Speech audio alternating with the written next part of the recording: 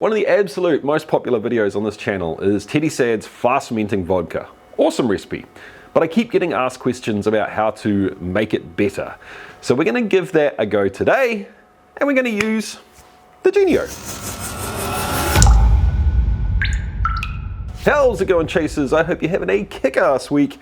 I'm Jesse, and this is Still It, the channel all about chasing the craft of home distillation and making it a legitimate hobby.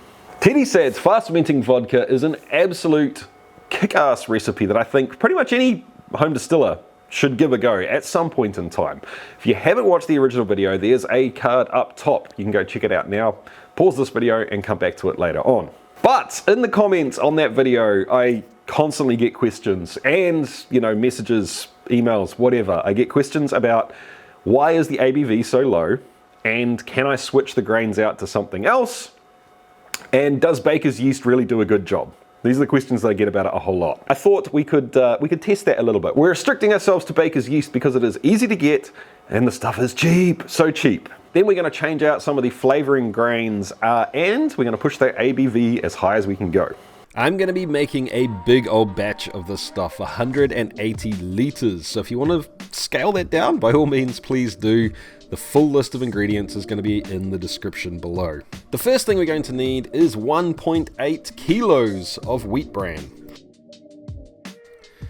Then we're going to change things up a little from the original recipe and use Kibbled Wheat. We're going to need 2.2 kilograms of this stuff. We're also going to need 2.2 kilograms of Kibbled Rye. Teddy Sad uses this in his Mark II recipe. Now's a great time to clean and sanitize your fermenter. I'm using Starsan. Once again, there's a link down in the description below. Get all your grains into a pot, cover them with water and bring them up to a simmer for about 30 minutes. They're going to start turning into porridge. That's when you know they're really done. Next, get 50 litres of hot water into your fermenter so we can talk about adding the sugar. I'm adding 50 kilos of sugar. This is going to end up with all my volumes at the end to be about 1.1 as a starting gravity. Spoiler alert, I really don't suggest doing this. Honestly, knock this back to 40 kilos max.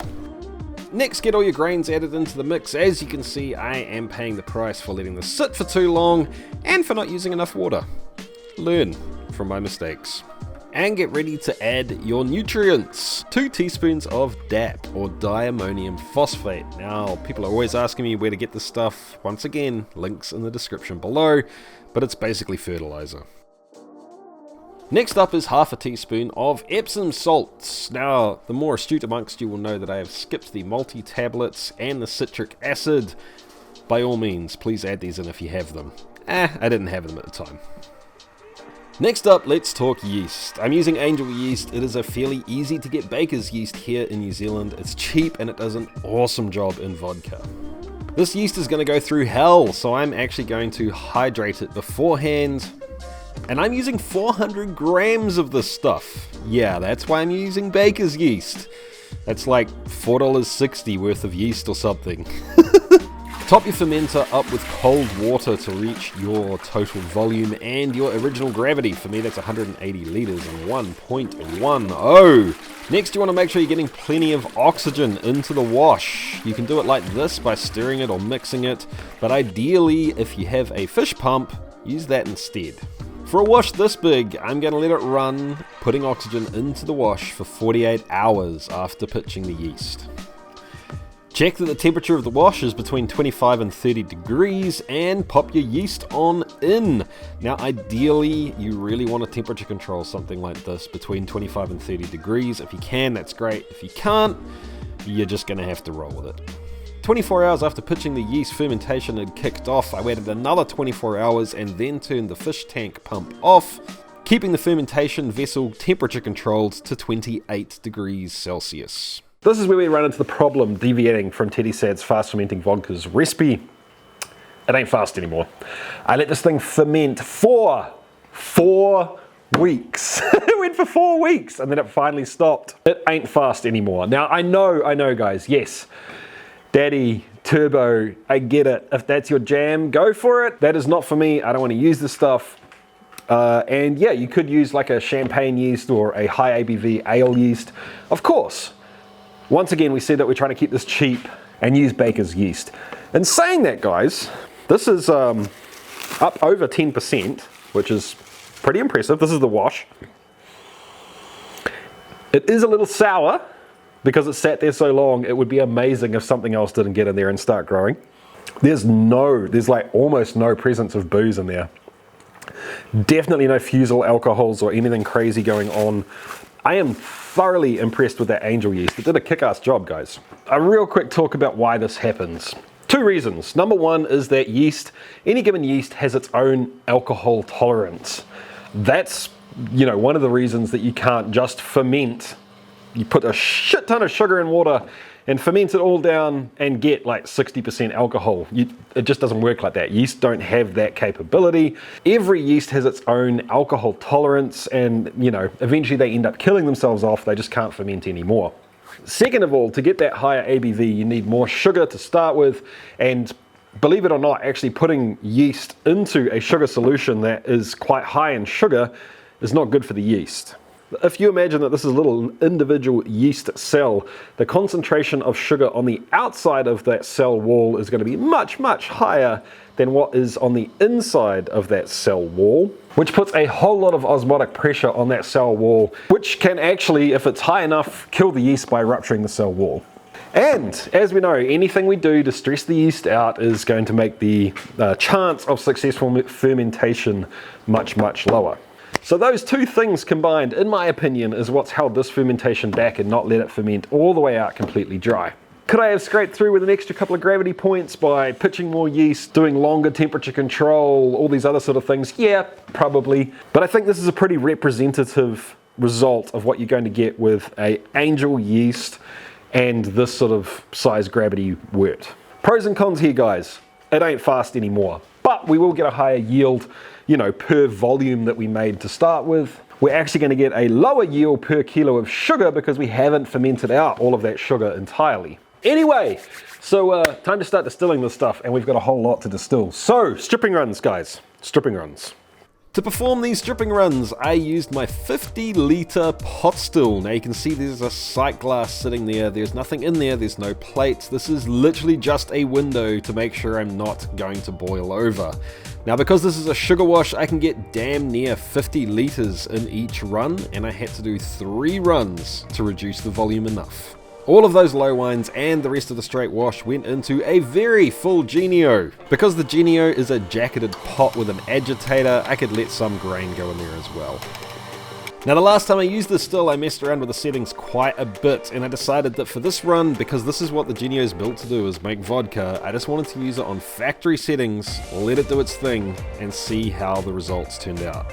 After an hour of heating up, the Genio took what it called heads at only about 150 mils. I wasn't happy with that, so I manually took some heads myself and separated them into these jars, but I gotta say guys, I really didn't need to take much considering the volume of the distillation. That ferment was pretty clean, and the Genio did a really good job of compressing the heads. With the heads out of the way, I could get stuck into the hearts. I switched over to larger jars to collect off the still and transferred it into a big old receptacle jar. I knew I was going to be taking a lot of product from this run.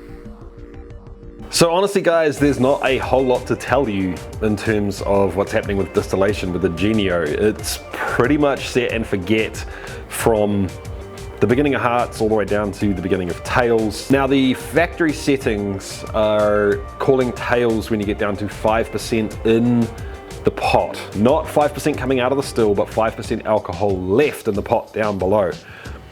I'm not so sure about that, I'm a little bit dubious. We are down to around about 10% left in the pot at the moment, and I'm gonna be pretty actively checking for tails from here on in.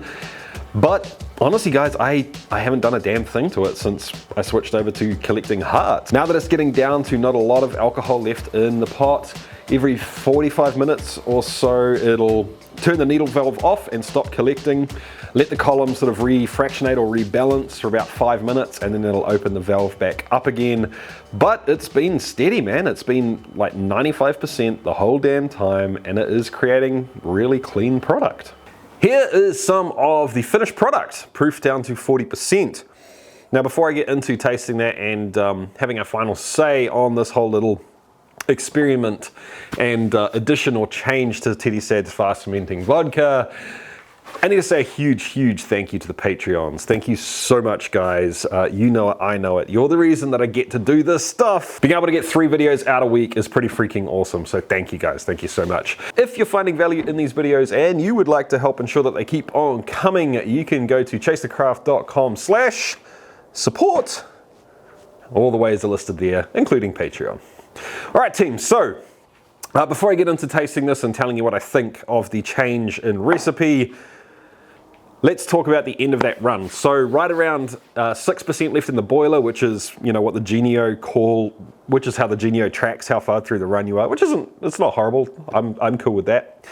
I started getting a little bit more flavor coming through from the grain. So if you wanted a super neutral spirit, you could stop there. I actually kept going all the way up until the Genio stopped and said it was time for tails.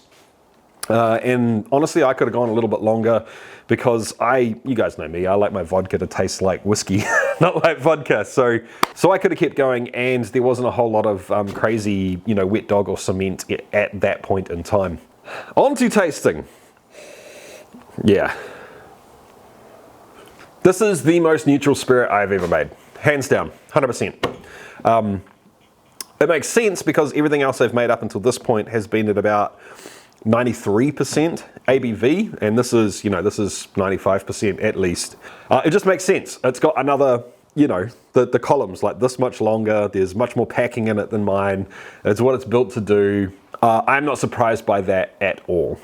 If anything, it's a little bit too neutral. So part of what I liked about the last Teddy Sads that I made was that licoricey, earthy, grainy feeling and taste, along with the slight sweetness that really did remind me of licorice in it. And it has a touch of that in here, but it's not nearly as strong. I actually kind of liked that. I've also changed the grist in this, so it's moved it a little bit away from that licoriciness and dialed it back into an earthy, almost spicy, still has a nice sweet sort of soft mouthfeel, which is great. It's also a little floral, a little bit of tropical sweetness. I wonder if that's esters coming from the wild ferment side of things. It could well be. But all in all, guys, this is a really nice spirit. It's very approachable, very drinkable. And I'm saying that, you know, literally an hour or two after it's come off the still, and I just jammed a whole lot of water in there to proof it down. So if you proof this down, let it marry, let it chill for, you know, maybe a week, and then have at it, it's going to be a really nice vodka. So Genio, this is what it's built to do. This is what it does. In my mind, the automation stuff for a home distiller, you know, it's a fun toy and it's nice to have, but it's not a huge benefit because most things that you're going to run through the still are going to be different, which means that you're going to be, you know, you don't know when to cut it for the heads. You don't know when to cut it for the tails. Now, when you think that this still is built as a baby commercial still, that's like what Genio does. They make commercial stills, and this is a baby version of that. If I had my whole process controlled and dialed in, start to finish, I knew exactly what was going into the wash every time. I knew pH and water chemistry and exact starting gravity. I knew the exact yeast strain that I was pitching at, the temperature I was pitching at. You get the idea, right? If I could control everything all the way through and do it the same every time, then having a automated machine like that to just type the numbers in and hit go, you know, check that your numbers still make sense every second or third run. Yeah, I get it. I can totally see the allure. So if you're thinking of starting a commercial distillery, that's one thing. For the guy in the back shed, nah. Unless you're just really into the tech and you like that side of it, and in which case it is pretty cool. Anyway, the recipe, guys, the recipe. So here's the thing. Yes, changing the grains did shift the flavor. That's personal preference, whatever you're into. I think Teddy would agree with that. Changing the amount of sugar, no, and here's why. It took me 4 weeks to let that thing ferment, and then I had to do all of the stripping runs back to back to back. Instead, I could have got through twice as much product and twice as many stripping runs if I had it done it Teddy's way. You know, I could have literally been doing a ferment and then a stripping run every week.